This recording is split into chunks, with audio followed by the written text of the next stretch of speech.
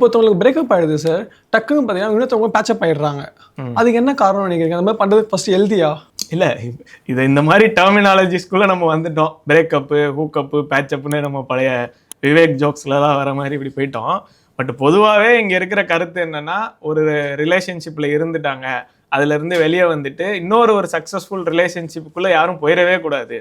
இல்லை வேற ஒரு லவ் பண்ணியிருக்காங்க, அதில் பிரேக்கப் ஆயிடுச்சு, அவங்க அடுத்து ஒரு கல்யாணமே பண்ணிடக்கூடாது, அவங்க சந்தோஷமாகவே இருந்துடக்கூடாது, அப்படி இருந்தாங்கன்னா அவங்க தான் தப்பு பண்ணவங்களா இருப்பாங்க அப்படின்னு ஒரு நிலைப்பாடு இங்கே இருக்குல்ல, அது கொஞ்சம் தவறானது தான். எதை நம்ம தப்பாக பார்க்கலாம் அப்படின்னா, ஒரு ரிலேஷன்ஷிப்பில் இருக்கும்போதே ஒருவேளை இன்னொரு ரிலேஷன்ஷிப்க்கு ஒரு ஸ்டார்ட் கிடைக்குது, இல்லை இன்னொரு ரிலேஷன்ஷிப்பில் இருந்துட்டு அதுக்காக இதை பிரேக்கப் பண்ணுறாங்க அப்படின்றத இப்போ என்ன சொல்கிறாங்கன்னா, ரெடியாக இருந்துட்டு இதை வேற ஒரு காரணம் சொல்லி இதை வந்து கெடுத்து விட்டுட்டு அதுக்குள்ளே போகிறாங்க அப்படின்னா நம்ம அதை வேற மாதிரி பார்க்கலாம். பட் பொதுவாகவே இதுதான மனித இயல்பு. என்ன பண்ணுறது, ஒரு ரிலேஷன்ஷிப்பில் ட்ரூவாக இருந்திருக்காங்க, அதுக்கான எல்லா முயற்சியும் அவங்க பண்ணியிருக்காங்க, எல்லாம் பண்ணியும் ஒரு 2 பேருக்குள்ளே செட் ஆகலை, அதனால பிரேக்கப் ஆகுது இல்லை டிவோர்ஸ் ஆகுது அப்படின்னா அதுக்கப்புறமா வேற ஒரு ரிலேஷன்ஷிப்குள்ளேயோ வேற ஒரு மேரேஜுக்குள்ளேயோ போகிறது தான் நல்ல விஷயம். அதை நம்ம கண்டிப்பாக என்கரேஜ் பண்ணி தான் ஆகணும்.